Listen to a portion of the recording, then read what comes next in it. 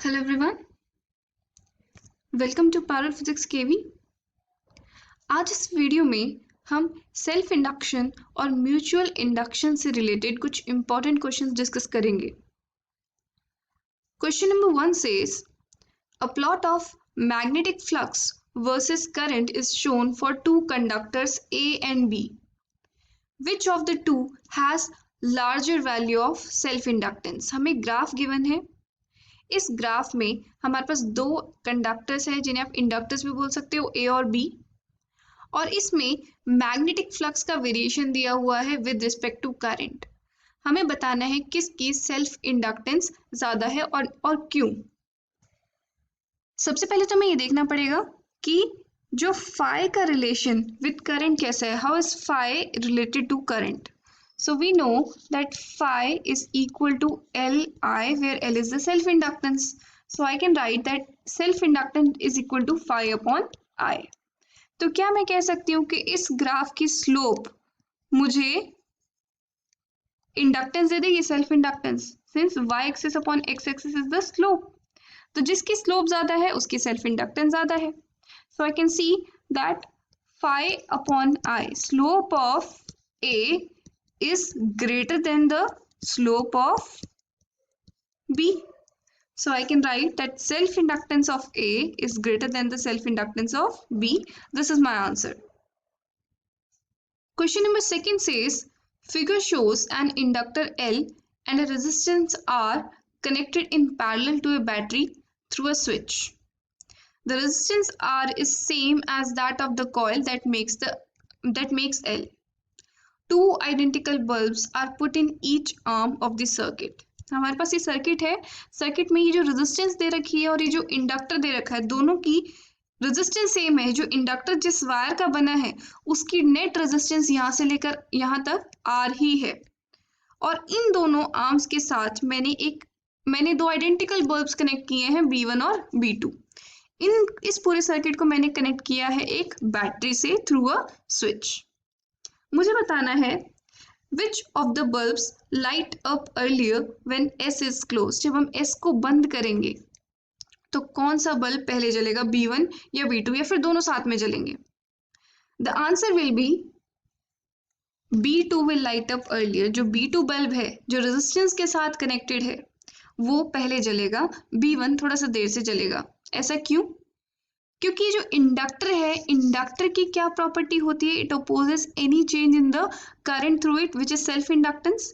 तो वो अपने अक्रॉस एक बैक ईएमएफ इंड्यूस कर लेती है which opposes the growth of current, जिस वजह से इसमें करंट देर से बढ़ता है और B2 में करंट इंस्टेंटली हाई हो जाता है। So I write the reason as induced EMF across L opposes the growth of current in B1। Second part में हमसे पूछा है will the two bulbs be equally bright after some time. कुछ time बीत गया है, जब सर्किट में करंट स्टेबल हो गया है, now it is not increasing, तो क्या दोनों बल्ब्स इक्वली ब्राइट होंगे? Yes, and the reason is after some time current reaches its maximum value and self inductance plays no role. Self inductance अपना role कब play करती है? जब current change हो रहा है। हमने डीसी बैटरी लगाई है, एक टाइम ऐसा आएगा जब करंट मैक्सिमम हो जाएगा, कांस्टेंट हो जाएगा, तो उस केस में सेल्फ इंडक्टेंस का कोई रोल प्ले नहीं होगा। It will simply act like a resistor. ये अपना काम कब प्ले करता है? जब करंट चेंज हो रहा है या फिर मैग्नेटिक फ्लक्स चेंज हो रही है। तो जब दोनों आर्म की रेजिस्टेंस सेम होगी, then in that case the two bulbs will be equally bright. Now let's move to the question number 3. The circuit arrangement given in the figure shows that when an AC alternating current passes through coil A, the current starts flowing in the coil B. जब coil A में से A के cross हमने alternating current लगाया तो हमने देखा कि coil B में से current पास होना शुरू हो गया, although coil B के साथ कोई सोर्स कनेक्टेड नहीं है। तो हमें पहले बताना है name the underlying principle involved. इस फिनोमिना में कौन सा अंडरलाइंग प्रिंसिपल इन्वॉल्व है, and then second I have to mention any two factors on which the current produced in the coil B depends. जो कॉइल बी में current produce हुआ है वो किन किन फैक्टर्स पे डिपेंड करता है। First part is very easy, किस प्रिंसिपल पे डिपेंड करता है?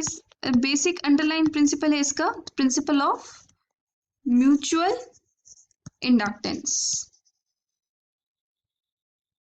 इंडक्शन और इंडक्टेंस कि म्यूचुअल इंडक्शन के प्रिंसिपल पे बेस्ड है ये। एक कॉइल में जब फ्लक्स चेंज होती है, करंट चेंज होता है, तो उससे जो लिंक्ड कॉइल है जिसमें फ्लक्स चेंज हो रही है, तो उस सेकेंड कॉइल में, सेकेंडरी कॉइल में ईएमएफ इंड्यूस होगी। अब सेकेंड पार्ट बोलता है कि कॉइल बी में जो करंट फ्लो हो रहा है वो किन किन फैक्टर्स पे डिपेंड करेगा। हमें कोई भी 2 फैक्टर्स बताने हैं, मैं आपको सारे फैक्टर्स बताती हूँ। अगर हम देखें इंड्यूस ईएमएफ का फॉर्मूला क्या है, कॉइल बी के क्रॉस इतनी ईएमएफ इंड्यूस होगी, तो इससे हमें पता चलता है कि करंट क्या होगा, E is equal to I R, so I is equal to E upon R. Here R is the resistance of this coil B, so I can write it as minus M upon R di upon dt. तो मुझे 3 factors मिल रहे हैं। First, coefficient of mutual induction और mutual inductance. Second, the rate at which current is changing, which depends upon the angular frequency of the source, and third, the resistance of the coil B. These are the 3 factors. और ये जो rate at which current is changing है, ये हमारी coil A के लिए है, क्योंकि coil A में हमारा coil A is the primary coil जिसमें current change हो रहा है। Let's come to the 4th question. Figure given below shows an arrangement by which current flows through the bulb X connected with a coil B when AC alternating current is passed through coil A. Explain the following observations. This circuit is very much like previous question, but यहाँ पर मैंने एक galvanometer की जगह एक bulb connect कर दिया है, और हमने देखा था कि गैल्वेनोमीटर डिफ्लेक्शन शो करता है व्हेन हमने इसमें AC सोर्स कनेक्ट किया है। सिमिलरली बल्ब भी ग्लो करेगा। तो हमने जो ये ऑब्जर्वेशंस ली हैं, हमें इनको एक्सप्लेन करना है। सबसे पहले तो बल्ब जो है, बल्ब X है, वो लाइट अप हो जाएगा। Why? We have to explain it. Then bulb gets dimmer if coil is move upwards. अगर हम coil B को ऊपर की तरफ मूव कर देते हैं, here it's coil B, अगर हम coil B को ऊपर की तरफ मूव कर देते हैं तो बल्ब डिम हो जाता है। We have to explain this.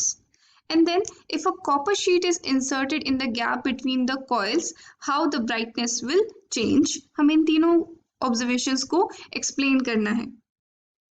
So the first observation is bulb light up. पहली बात तो बल्ब लाइट क्यों हो जाता है? Why does it light up? It's because of mutual induction. Bulb lights up because of induced current in coil B due to mutual induction. Coil B में जब current induce होता है, जब इसके थ्रू जो मैग्नेटिक फ्लक्स लिंक्ड है वो change होगी, तो इसके अक्रॉस करंट इंड्यूस होगा, और करंट इंड्यूस होने की वजह से हमारा बल्ब लाइट अप होगा because of the principle of mutual induction. Second में अगर हम कॉइल बी को ऊपर मूव कर देते हैं तो बल्ब डिम हो जाता है। वाई? मैंने आपको बताया था कि coefficient of mutual induction 2 coils के ओरिएंटेशन पे भी डिपेंड करता है। तो जब हम इस कॉइल को ऊपर मूव कर देते हैं, जितनी फ्लक्स इससे लिंक्ड है आपस में वो डिक्रीज हो जाती है। So when a coil is move upwards, flux linked with it decreases. अगर फ्लक्स लिंक्ड डिक्रीज हो जाएगी तो इसकी वजह से जो करंट इंड्यूस हुआ है, जो हमने निकाला था 1/r minus M D I by D T, तो करंट इंड्यूस जो हुआ है वो भी डिक्रीज हो जाएगा, जिसकी वजह से हमारा बल्ब अब कम ग्लो करेगा। Now the third part says if a copper sheet is inserted in the gap between the coils, how the brightness will change. अगर हम दोनों कॉइल्स के बीच में एक कॉपर शीट इंट्रोड्यूस कर देते हैं, जैसे हमने एक बीच में ही कॉपर शीट इंट्रोड्यूस कर दी, तो इस बल्ब की ब्राइटनेस कैसे चेंज होगी? इस केस में इस कॉपर शीट में जनरेट होंगे एडी करंट्स, जो अपने थ्रू, हमें पता है एडी करंट्स का फिनोमेना क्या होता है कि किसी कंडक्टर में एडी करंट जनरेट होते हैं so as to oppose the change in flux. तो फ्लक्स चेंज हो रही है, वो इसको अपोज करेंगे, तो इसका मतलब यहाँ से अब कम फ्लक्स पास होगी, और कम फ्लक्स पास होने की वजह से EMF induced will be lesser and the bulb will glow dimmer. So we will write eddy currents will be set up in copper plate which will oppose the passage of magnetic flux. Induced EMF in coil B decreases, hence brightness of the bulb decreases. So I hope through these questions the concept of self and mutual induction is clear to you. That's all for now. Have a good day.